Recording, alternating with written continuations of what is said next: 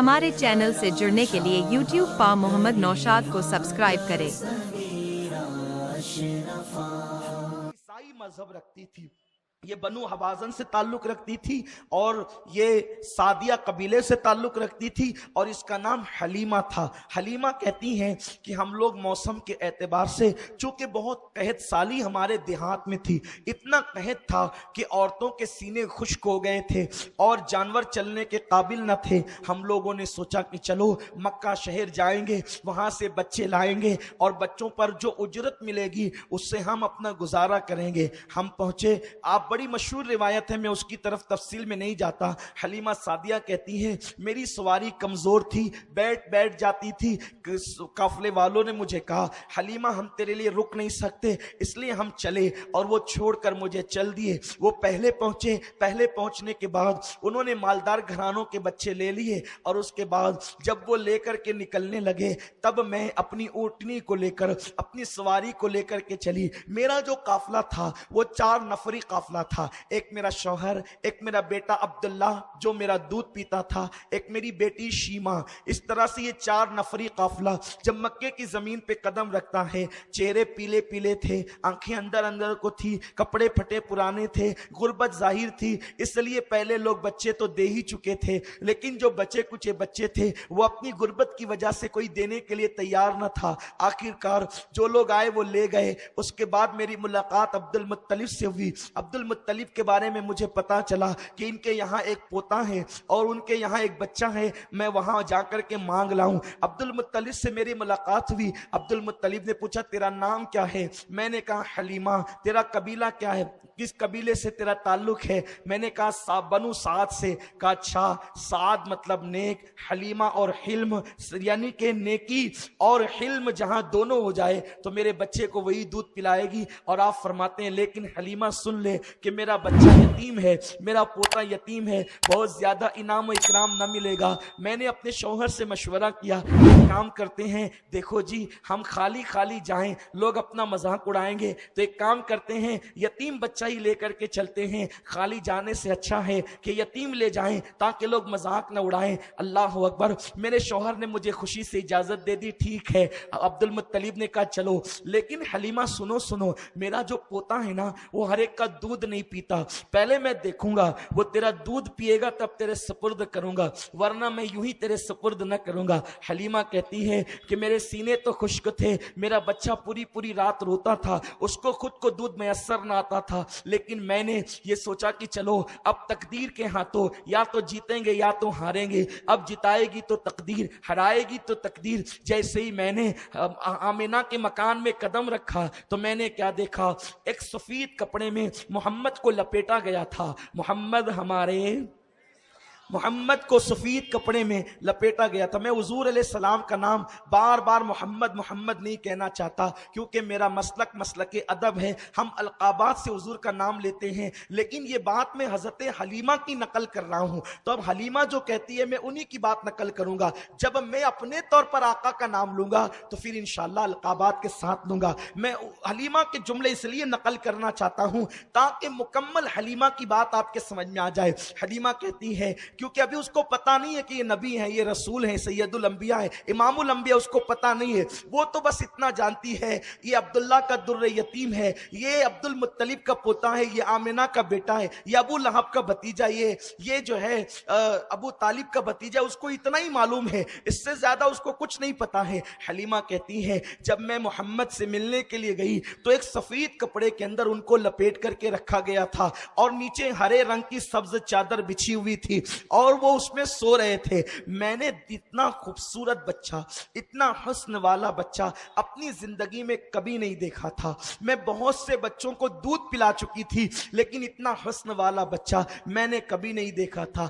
बच्चे जो जवानी के अंदर जो है वो बहुत भद्दे लगते हैं, वो बचपने में भी अच्छे लगते हैं। बच्चे प्यारे प्यारे लगते हैं, बच्चे बड़े अच्छे लगते हैं, छोटे छोटे बच्चे बड़े खूबसूरत लगते हैं। अगर आपको कभी देखना है तो आप बच्चों को देखें, उनका खेलना जुदा, उनका अंदाज जुदा, उनकी तबीयतें जुदा।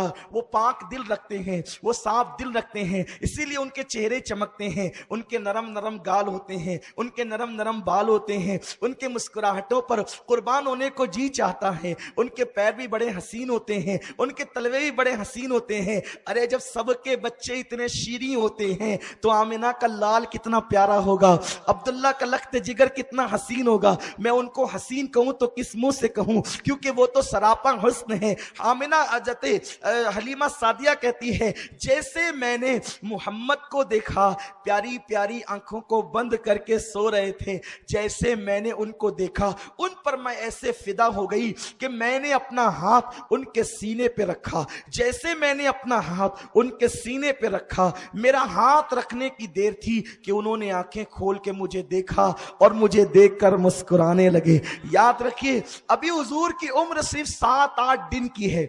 आका की उम्र कितनी है? सिर्फ 7-8 दिन की है। मोहम्मद हमारे, पीछे वाले भी जरा बोल दें मोहम्मद हमारे। मैं इस अंदाज से तकरीरें नहीं करता, लेकिन चूंकि मेरे रसूल का बचपन बयान कर रहा हूं तो मैं भी चाहता हूं कि मैं अपने बचपने का भरपूर लज्जत लेकर एक बच्चे की तरह अपने हुजूर की अजमत को बयान करूं, ताकि आप हुजूर के बचपन का मुकम्मल तौर पे लुत्फ ले सकें। जरा कह दीजिए यहां से वहां तक, दाएं से बाएं तक, बैठे खड़े सब लोग कह दे मोहम्मद हमारे, मोहम्मद हमारे।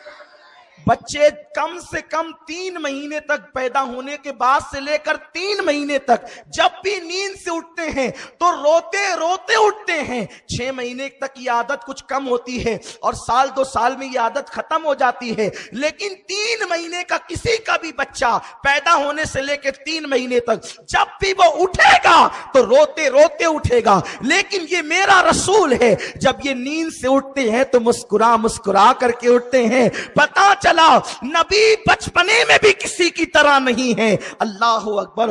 वरना रोने वालों से पूछो मां की नींद क्यों खराब करता था, जवान होकर के आवाज बिठाता है तकरीर में नबी मेरी तरह। अम्मी से पूछ के रात रात पर जगती किसके लिए थी? अरे अल्लाह अकबर। दिन को उठ करके कहती ये तो सोने भी नहीं देता, कैसा बच्चा है, पूरी पूरी रात रोता है। लेकिन ये मेरे नबी का बचपना है कि हुजूर न रात को रोते हैं न दिन को रोते हैं, बल्कि पैदा हुए भी तो मुस्कुराते पैदा हुए। रब्बे हबली उम्मती कहते हुए पैदा हुए। हक ने फरमाया कि बख्शा जिसका बचपना इतना बेमिसाल हो। अच्छा, जितनी बातें कर रहा हूं हवा में नहीं, किताब से कर रहा हूं। जिसको शक हो किताब देखे, और उन लोगों की किताब जिनको बुखारी के शारहीन होने का शरफ हासिल है, उन लोगों की किताब जिनको लोग मुहक्किक अलल इतलाक कहते हैं, उनकी किताब जिनको रोजाना रसूलुल्लाह का दीदार नसीब होता था, उन किताबों से मैं बयान कर रहा हूं हुजूर अलैहिस्सलाम का बचपन। लेकिन हलीमा कहती है अभी चंद दिन के पैगंबर हैं, हाथ रखा तो उठा, आंखें खोली मुस्कुरा दी। जिसकी तस्की से रोते हुए हंस पड़े, उस तबस्सुम की आदत पे लाखों सलाम। ऐसे नबी को हमने अपनी तरह कहना शुरू किया, ऐसे नबी के मिलाद पे हमने एतराज किया जिसका बचपन इतना बेमिसाल। मुसलमानों इख्तिलाफ ना करो, अपने नबी की तरफ आओ, अपने आका की ताज़ीम की तरफ आओ, अपनी आका की मोहब्बत की तरफ आओ। कितने कम नसीब है वो लोग, कितने कम नसीब है जो बेटी की शादी पर तो लाइटिंग लगाते हैं लेकिन नबी की पैदाइश पर घरों को नहीं जगमगाते और कहते हैं ये फजूल खर्ची है। मैं कहता हूं बता, कब्र में तेरी बेटी तुझे बचाने आएगी? नहीं, आमिना का लाल जो बचाने आएगा उसके मिलाद पर आप लाइटिंग नहीं लगाते। आप कहेंगे सुन्नत है या फर्ज। मैं कहता हूं ना सुन्नत है ना फर्ज। बेटी की शादी पर लाइटिंग लगाना सुन्नत है या फर्ज? ना सुन्नत है ना फर्ज। क्यों लगाते हो? का बेटी की मोहब्बत का तकाजा है इसलिए लगाते हैं। हम कहते हैं जब बेटी की मोहब्बत के तकाजे में मंडप और लाइटिंग लग सकती है तो क्या नबी की मोहब्बत के तकाजे में नहीं लग सकती? मुझे बताओ, कोई कहता है 12 रबीउल अव्वल हुजूर की पैदाइश का दिन नहीं। मैंने कहा छोड़, मैं बहुत न्यूट्रल होके बात करना चाहता हूं। 12 रबीउल अव्वल नहीं ना पैदाइश का दिन, ठीक है। रबीउल अव्वल का महीना है कि नहीं पैदाइश का महीना? बोल। छोड़ दे तारीख की बात छोड़। हुजूर की मिलाद का महीना रबीउल अव्वल है या कोई और, इस पर तो सबका इत्तेफाक है कि रबीउल अव्वल ही के महीने में हुजूर की पैदाइश हुई। का ठीक है, 12 को ना लगा, 1 को तो लगा, 12 को ना लगा, 2 को तो लगा। बताओ क्या हुजूर का तुम पे एहसान नहीं? मुनकिरो, कलमा पढ़ाने का भी एहसान गया। ठीक है ना, अगर हम 12 को लगाते हैं ये हमारी अपना मामला है, लेकिन मिलाद के महीने पर तो सबका इत्तेफाक है, सबका इत्तेफाक है। क्यों नहीं लगाते? जब 15 अगस्त पे परचम लहराया जा सकता है तो मिलाद मुस्तफा पर क्यों नहीं? 15 अगस्त पर तो इतनी पाबंदी से हम भी लगाते, हम इनकार नहीं करते।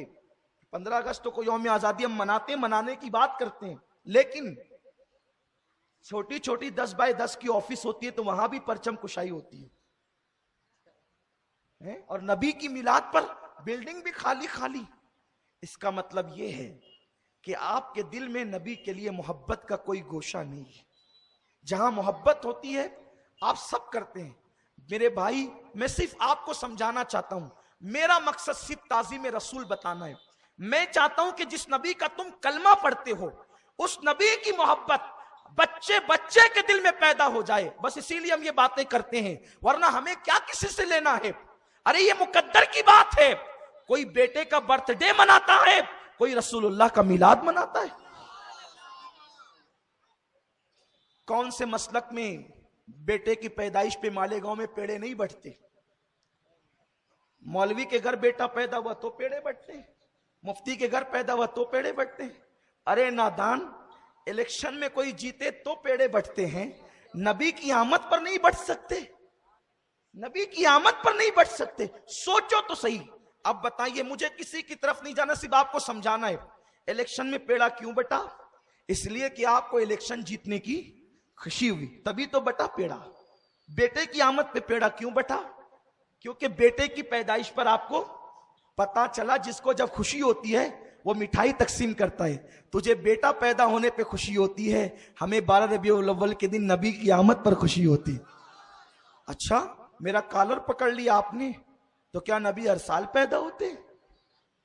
आप हर साल पेड़ा बांट रहे हैं सैयद साहब, आप हर साल लाइटिंग लगा रहे हैं और लगाने की बात करते हैं, तो क्या हर साल नबी पैदा होते हैं?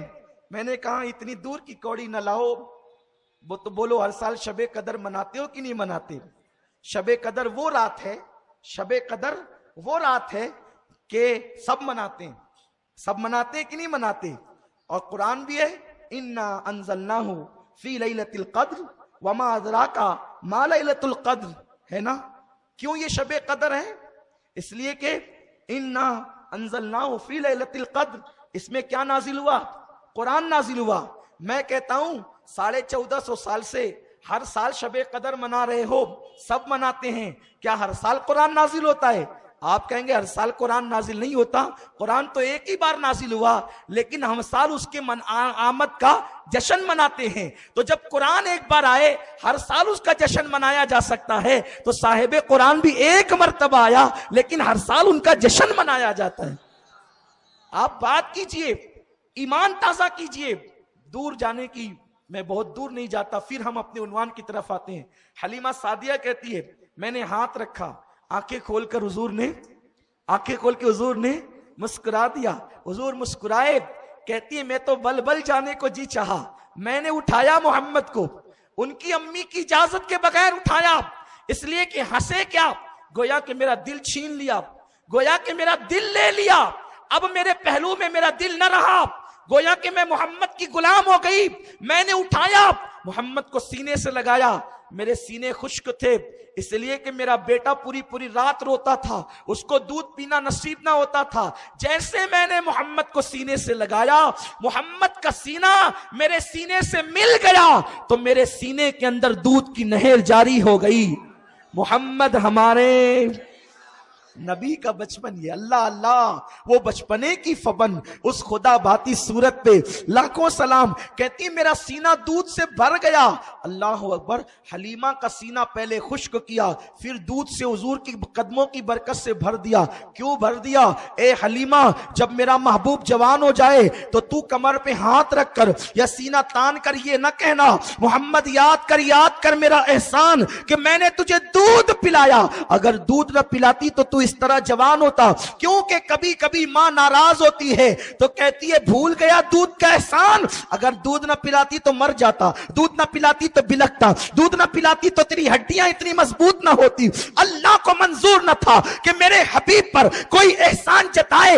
अल्लाह ने कहत मुसल्लत करके पहले हलीमा को खुश्क किया और नबी का सीना लगने के बाद उनके सीने को भर दिया ताकि हलीमा को बता दे, हलीमा तू मेरे महबूब को नहीं पाल रही है, मेरा महबूब तो तुझे पालता हुआ नजर आ रहा है। मोहम्मद हमारे, सुभान अल्लाह, मेरे आका का बचपना कैसा बचपना है, कैसा हसीन। अब हलीमा कहती है मैंने दाईं तरफ से दूध पिलाना शुरू किया, पिया। मेरा बच्चा, मेरा शौहर लेकर खड़ा हुआ था। जब बाईं तरफ का दिया तो नहीं पिया, मुंह हटाया, उंगली का इशारा किया, गोया के कह रहे हो अम्मी मैंने तो पी लिया, अब मेरे रजाई भाई को भी पिला दे। दाईं तरफ से पिया, बाईं तरफ का कभी नहीं पिया। आज डॉक्टर कहते हैं मां के सीने में दाईं तरफ दूध कम होता है और बाईं तरफ ज्यादा होता है। ये मेरा मासूम रसूल का मासूम बचपन है कि कम अपने लिए पसंद किया, ज्यादा अपने भाई को अता कर दिया, दूध पीते भाई को अता किया। तो मेरा इमाम इस मंजर को देख के पुकार उठा, भाइयों के लिए तर्क पिस्ता करें, दूध पीतों की निस्बत पे लाखों सलाम। मेरे प्यारे आका अलैहि सलाम के प्यारे दीवानों, इंसाफ किया। आजकल लोग कहते हैं माज़अल्लाह इस्लाम दहशतगर्दी का मजहब है। हम कहते हो सारी दुनिया का माल खा जाने वालों, इससे बड़ी दहशतगर्दी क्या है? रेल मंत्री घोटाला करे, कोयला मंत्री घोटाला करे, सारे मंत्री घोटाला करें और ये इंसाफ की बात करने चले हैं। खुदा की कसम ये मेरा नबी है, अभी चंद दिनों का नबी है, चंद दिन हुए विलादत को, और अपने दूध पीते भाई के लिए उसका हिस्सा अता करके बता रहे हैं कि मैंने इंसाफ का नारा बाद में लगाया है, पहले भाइयों को इंसाफ अता किया है। ये अपने नबी का बचपन है। लेकिन मुसलमानों तुम्हें मालूम नहीं, तुम्हें तारीख नहीं पता, क्योंकि पहले तो तुम पढ़ते नहीं, जो बयान करता वहां सुनने नहीं जाते, और अगर कोई सुनने जाता है तो कुछ लोगों को तकलीफ है, ये क्यों बयान करते हो, ये तो ज़ईफ रिवायत है।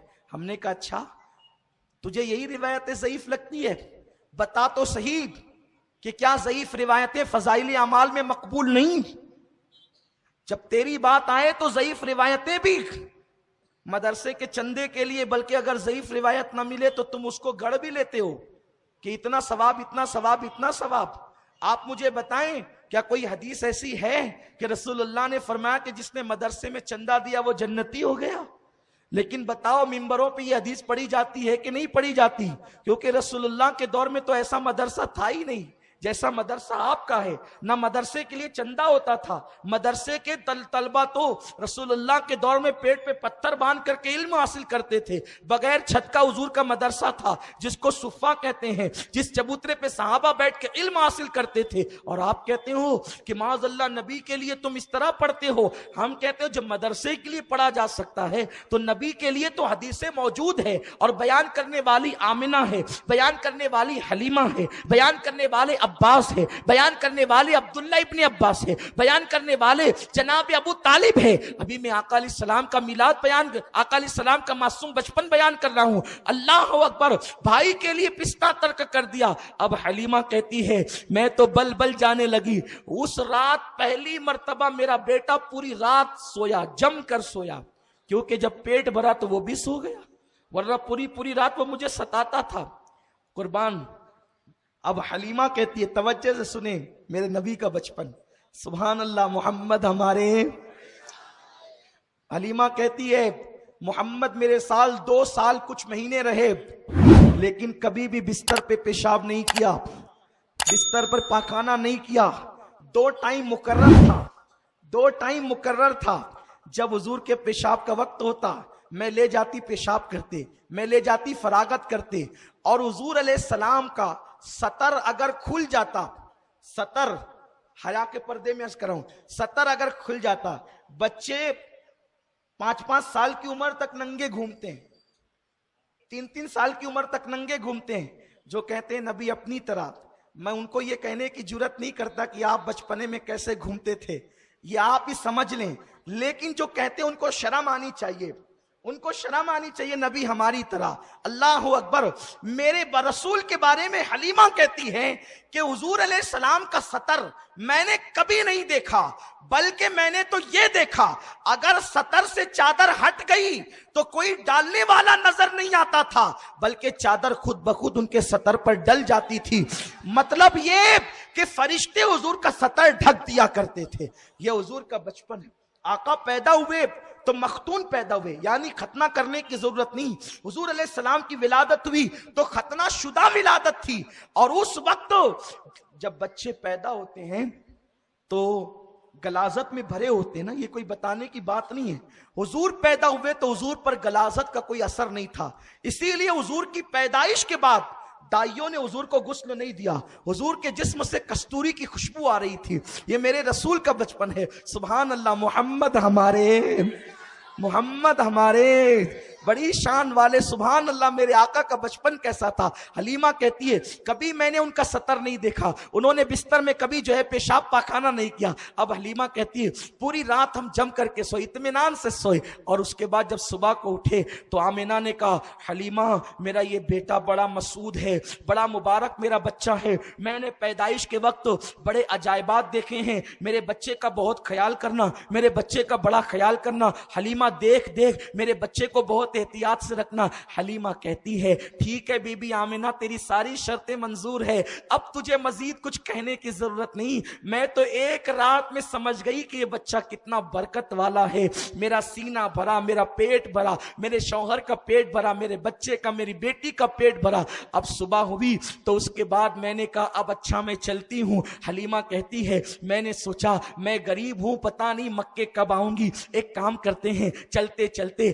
काबे का तवाफ कर लेते हैं। अल्लाह अकबर। हलीमा कहती है मैंने नन्हे से पैगंबर मोहम्मद को अपनी गोद में लिया, और गोद में लेने के बाद मैं काबे का तवाफ करने चली। इस मंजर को मैं तसव्वुर में देख रहा हूं। आप भी मक्के में आज से 1450 साल पहले, बल्कि 1500 साल पहले मक्के की जमीन पर पहुंच जाए और तसव्वुर में लाए, एक जवान औरत है, एक नन्हे से 8-10 दिन के बच्चे को गोद में लेकर के काबे का तवाफ करने चली है। हलीमा कयामत तक औरतें तवाफ करेगी, कयामत तक मर्द तवाफ करेंगे, कयामत तक बच्चे और बूढ़े तवाफ करेंगे, लेकिन तेरी तरह तवाफ अब कोई नहीं कर सकता, इसलिए कि काबे का काबा तू अपनी गोद में लेकर तवाफ करने चली है। हलीमा की गोद में काबे का काबा है और काबे का तवाफ करने चली है। हलीमा सादिया कहती है जब मैंने काबे का तवाफ शुरू किया तो मेरी आंखें दंग रह गई, मेरी आंखें हैरान रह गई।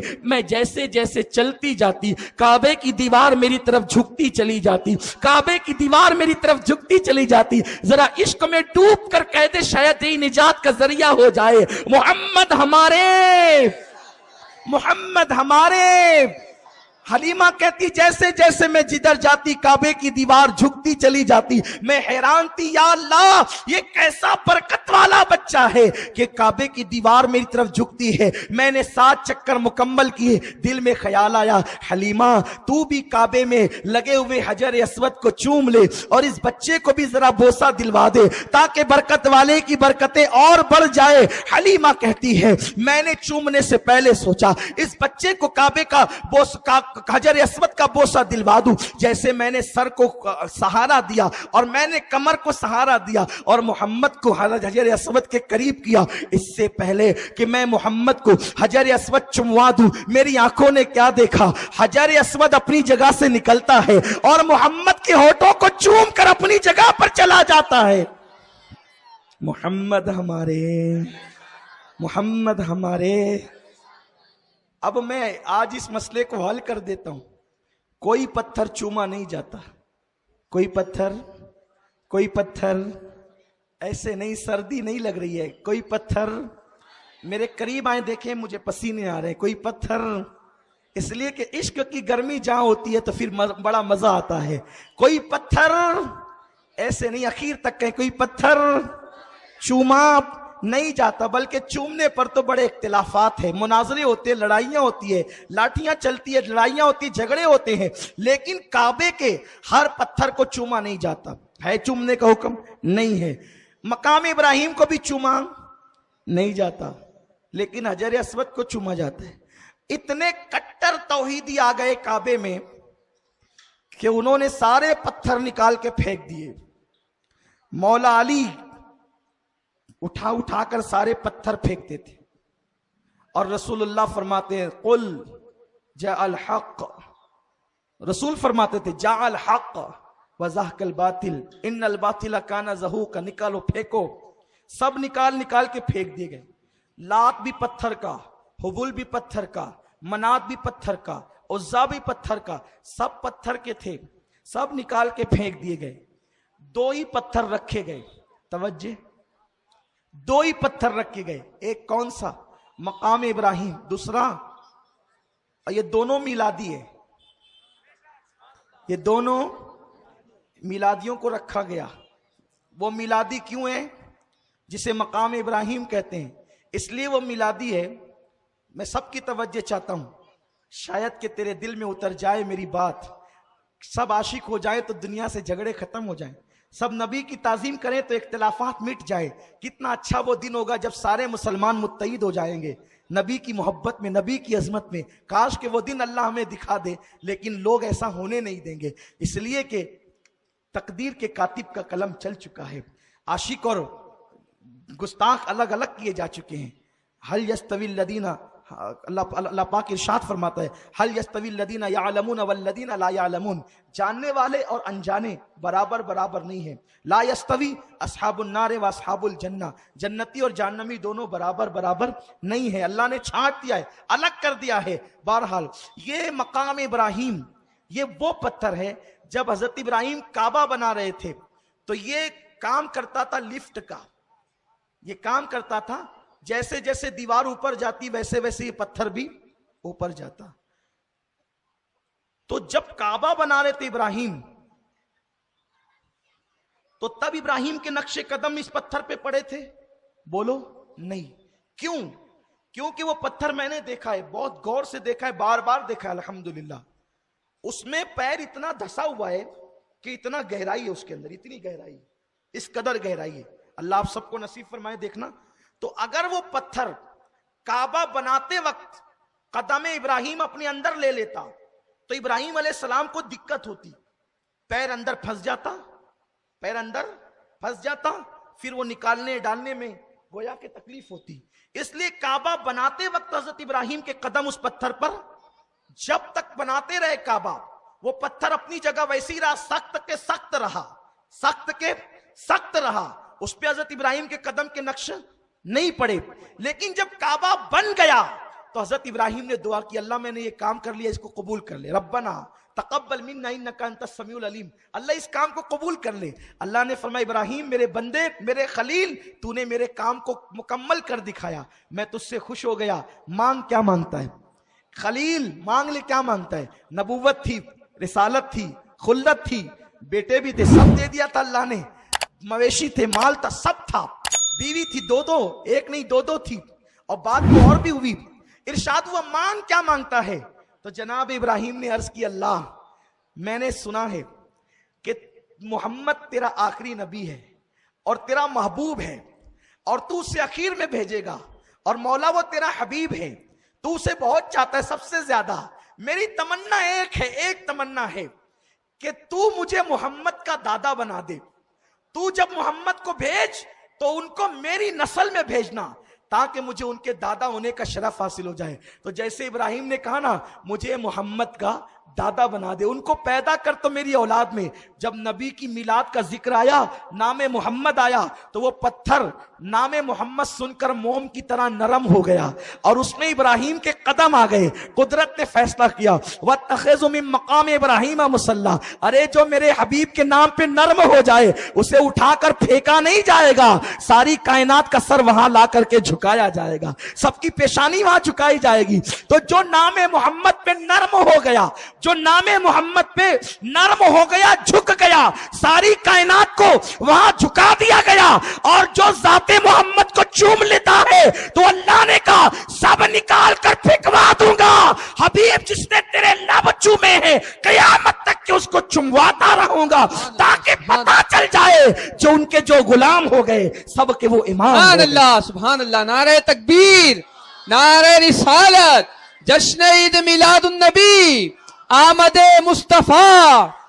हलीमा कहती पत्थर निकला और मेरे महबूब के लबों को चूम कर अपनी जगह लग गया।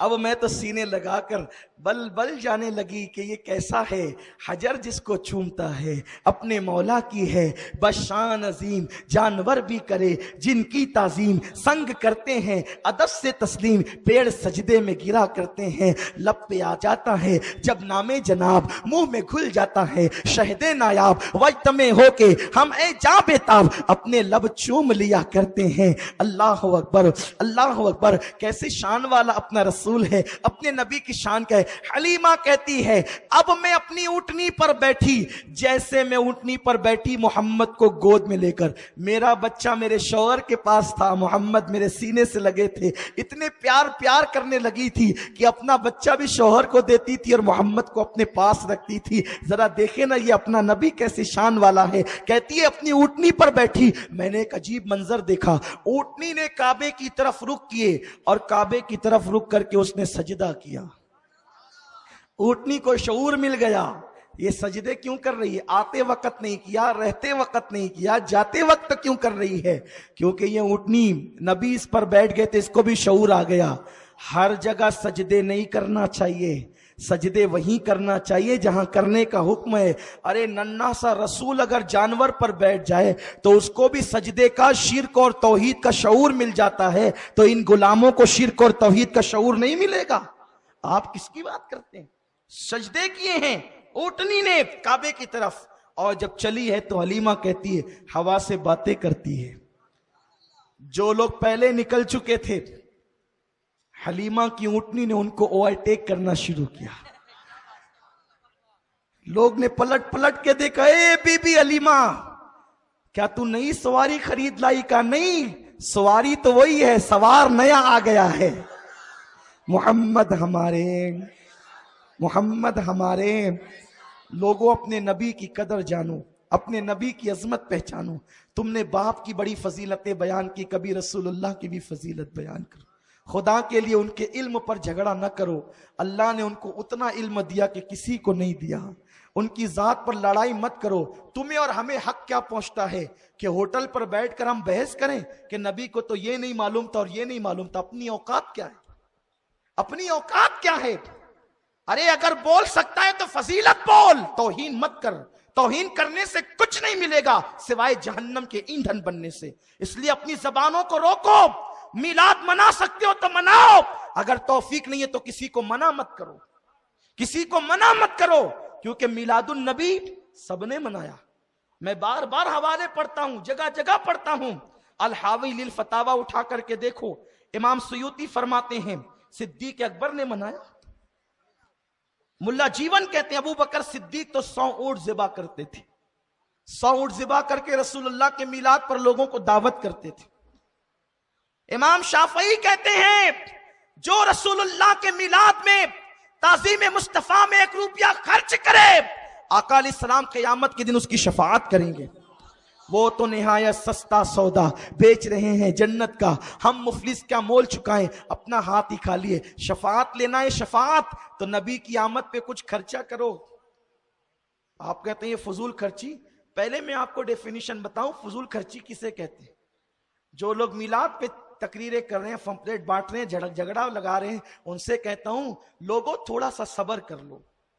ये कौम चैरिटी टिकट हासिल करके फिल्म देखने जाती है, आप उनको नहीं रोकते? शादियों पर 2-2, 3-3 लाख रुपए खर्च करती है, आप उनको नहीं रोकते? नबी की मिलाद पे लाइटिंग और झंडा क्या लग गया, आप क्यों रोकते हो? क्यों रोकते हो? क्या नबी का कोई एहसान ही नहीं? सोचो, जो पूरी पूरी रात अपने लिए रोते रहे, मगफिरत की दुआएं करते रहे, बोलो नमाज लाकर किसने दिया? कुरान किसने अता किया? अल्लाह का पता किसने बताया? लोगों, क्या उस रसूल का यही हक है कि होटलों पर बैठकर तुम उनकी तौहीनें करोगे, उनके इल्म पर बहस करोगे, वो जिंदा है या मुर्दा, इस तरह की बातें करोगे? सोचो तो सही। हम आगे अभी पढ़ने वाले हैं, हदीसें पढ़ के सुनाएंगे, वक्त रहेगा तो। वक्त खत्म हो रहा है, आज नहीं कल भी मेरा उन्वान यही है, हुजूर का मासूम बचपन, सरकार का मासूम बचपन। कल की महफिल इंशाअल्लाह सलाम चाचा रोड पे होगी, हम वहां हदीसें पढ़ के बताएंगे नबी जिंदा कैसे हैं, नबी के बचपन में बताएंगे, नबी पाक सल्लल्लाहु अलैहि वसल्लम के बचपन में बताएंगे इंशाअल्लाह कि हुजूर की शान और अजमत क्या है। यही सब कुछ है। डॉक्टर इकबाल कहते हैं, बमुस्तफा बरसा खैशरा के दी हमाओस्त, अगर बऊन रसीदी तमाम बोला हबीस, दीन पूरा के पूरा मोहम्मदुर रसूलुल्लाह का नाम है। इनसे करीब आओ तो दीन मिलेगा। हो ना ये फूल तो बुलबुल का तरन्नुम भी ना हो, चमने दहर में कलियों का तबस्सुम भी ना हो ना ये साकी तो फिर मैं भी ना हो, खुम भी ना हो। कुव्वत इश्क से हर पस्त को बाला कर दे, दहर में इसमें मोहम्मद से उजाला कर दे, कि मोहम्मद से वफा तूने तो हम तेरे हैं, ये जहां चीज है क्या लौहो कलम तेरे हैं। हलीमा कहती है मेरी ऊंटनी आगे बढ़ती चली गई, वो काफले वाले कहते हैं हलीमा सवारी बदल गई, का नहीं सवार बदला है। अब एक आखिरी बात अर्ज करके बात खत्म करता हूं, तवज्जो आपकी अगर है तो। हुजूर का बचपन, सुभान अल्लाह। हलीमा कहती है मेरी ऊँटनी चली जा रही है, हवाओं से बातें करती जा रही है, ऐसे में 4-5 लड़कियां कुएं से नहाकर, कुएं पे नहाने के लिए गई थी, कुएं से नहाकर निकलती है, उनके गीले गीले बाल हैं, उनके बदन पर नहाने के असरात है, लेकिन उन लड़कियों की अभी शादी नहीं हुई है, अभी उनके निकाह नहीं हुए, वो मां नहीं बनी है। वो नौजवान लड़कियां आपस में बातें करती है, देख तो बच्चा कितना हसीन है, देख तो बच्चा कितना खूबसूरत। इतने खूबसूरत थे कि जब हुजूर बचपने में भी चलते थे तो बादल सर पे साया करता था, धूप हुजूर पे पड़ती नहीं थी, बादल साया करता, बादल साया कर रहा है। और वो नौजवान लड़कियां कह रही है बच्चा कितना खूबसूरत है, बस इतना कहा और आपस में बातें करने लगी, काश हम भी बच्चे वाली माँ होती तो इस बच्चे को इसकी गोद से लेकर हम इस बच्चे को दूध पिलाने का शरफ हासिल करती। मेरा रसूल वो रसूल है, नहीं सुनता ही नहीं मांगने वाला तेरा, नहीं सुनता ही नहीं मांगने वाला तेरा। उन लड़कियों ने जैसी बातें की, काश कि हम माँ वाली होती, काश कि हम माँ होती, बच्चे वाली होती तो इस बच्चे को दूध पिलाती, कितना खूबसूरत बच्चा है। हलीमा कहती इतना सुनना था कि रसूल मोहम्मदुर रसूलुल्लाह, चूंकि ये मिलाद उन्होंने उस वक्त बयान की है जब हलीमा कलमा पढ़ चुकी थी, हलीमा कलमा पढ़ के मुसलमान हो गई थी। जब मैं जन्नतुल बकी में माँ हलीमा की कब्र पे जाता हूँ तो कहता हूँ हलीमा तो कितनी खुशनसीब है कि तेरी गोद में मेरे आका ने परवरिश पाई, तूने लोरियां दी है, तूने लोरियां दी है, मेरे लगते जिगर सो जा, हलीमा लोरी देती है, मेरे नूरे नजर सो जा, हलीमा लोरी, जिसकी लोरियां सुनकर मेरे रसूल सोए हैं वो हलीमा सादिया है। हलीमा कहती है कि जैसे ही उन्होंने सुना काश कि हम भी बच्चे वाली माँ होती तो हम इस बच्चे को दूध पिलाने का शरफ हासिल करती। कहते हैं मेरी गोद से उन्होंने उछलना शुरू किया और उन बच्चियों की गोद में जाने की तमन्ना करने लगे। ऊँटनी मेरी थम गई, उनके इरादे पर मेरी ऊँटनी रुकती भी थी और चलती भी थी। जब वो उछलने लगे तो ऊँटनी रुक गई। मैंने सोचा कि इनकी गोद में जाना चाहते हैं, उछले मेरी गोद से और जिस कुंवारी लड़की की गोद में वो पहुंचे अल्लाह ने उसके सीने में रसूल के लिए गिजा पैदा फरमा दी और हुजूर ने उसका दूध पिया और गोया के हलीमा को बता दिया, हलीमा मुझ पे तेरा कोई एहसान नहीं, अगर मैं चाहूं तो कंवारियों से भी मैं गिजा हासिल कर सकता हूं। ये मेरे नबी की शान है, मोहम्मद हमारे। इंशाअल्लाह कल तशरीफ लाएं, इसके आगे का हुजूर का बचपना मजीद कैसा था, हम आगे का हुजूर का बचपना बयान करेंगे। 6 या 8 साल तक का बचपना हम कोशिश करेंगे, अगर कल जल्दी माइक मिल जाता है और आप कल जल्दी आ जाते, कल की बड़ी बरकत वाली रात है, अगर आप कल जल्दी आ जाए, बैठ जाओ, बैठ बेटा बैठ, ऐसा मत करो, आदत हो गई आप लोगों को उठने की, बैठ बैठ, हुजूर की महफिल है। अगर कल आज जल्दी से मौका मिला और आप जल्दी आ गए, बहुत बरकत वाली रात है। इस रात के बारे में बुजुर्गों ने लिखा है कि हुजूर की पैदाइश की रात शबे कद्र से भी अफजल है। इसलिए अफजल है, शबे कद्र में फरिश्ते आए हैं और कुरान आया है, और शबे मिलाद में साहिब कुरान आया है। फरिश्तों से अफजल रसूल आया है।